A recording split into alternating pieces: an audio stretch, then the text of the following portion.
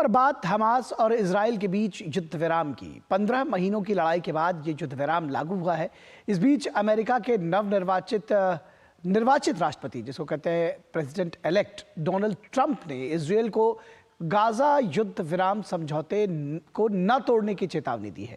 Media से बातचीत में ट्रंप ने कहा कि वे इजराइल और हमास के बीच संघर्ष को समाप्त होता देखना चाहते हैं और इजराइल के राष्ट्रपति बेंजामिन नेतन्याहू को वही करना चाहिए जो किया जाना जरूरी है। ट्रंप ने आगाह किया कि अगर दोनों पक्ष संघर्ष विराम समझौते पर अमल नहीं करते हैं तो वे सख्त कदम उठाएंगे और इसके नतीजे भुगतने होंगे। 15 महीने की भीषण लड़ाई के बाद रविवार का सूरज आखिरकार गाजा में संघर्ष विराम का संदेश लेकर उगा। 3 घंटे के विलंब से ही सही, इजराइल और हमास के बीच हुआ संघर्ष विराम समझौता लागू हो गया। पहले चरण में रिहा होने वाले बंधकों की सूची मिलने में देरी से अटकलें लगाई जाने लगी थीं कि कहीं समझौता लागू होने से पहले ही दम न तोड़ दे। आखिरकार हमास ने आज छोड़े जाने वाले 3 इजरायली महिला बंधकों के नाम सौंप दिए।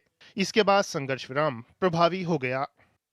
7 अक्टूबर 2023 के आतंकी हमले में हमास ने जो 250 से अधिक इजरायली बंधक बनाए थे, उनमें ये 3 शामिल हैं। समझौते के तहत हमास बंधकों की चरणबद्ध रिहाई करेगा, जिसके बदले इजराइल फिलिस्तीनी कैदी छोड़ेगा। पहले चरण में 33 इजरायली बंधक रिहा होंगे। इनमें सबसे युवा और सबसे उम्रदराज बंधक शामिल हैं।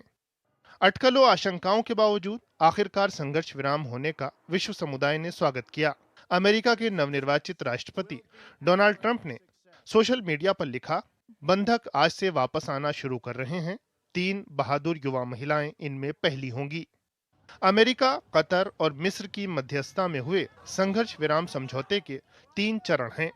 पहले चरण में हमास बंधक महिलाओं, बच्चों और बुजुर्गों को छोड़ेगा, जिसके बदले में इजराइल फिलिस्तीनी कैदी रिहा करेगा। एक इजरायली बंधक के बदले लगभग 30 फिलिस्तीनी कैदी रिहा किए जाएंगे।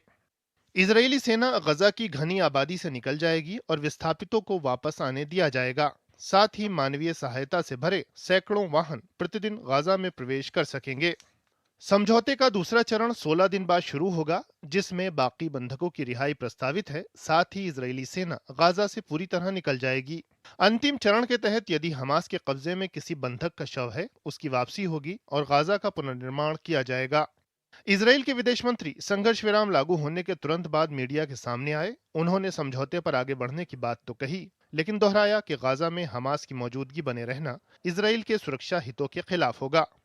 To move from the first phase to the second phase is not something automatic. We have objectives of the war.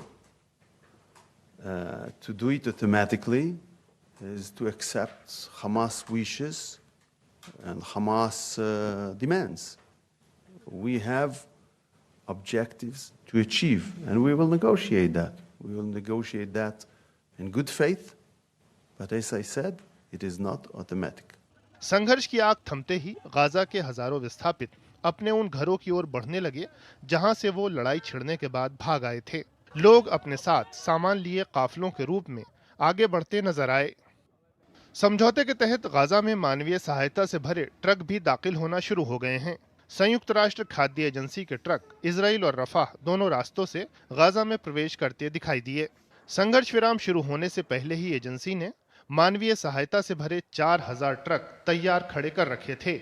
इनमें आधे खाद्य सामग्री और आटे से भरे हुए हैं। Bureau report, DD news.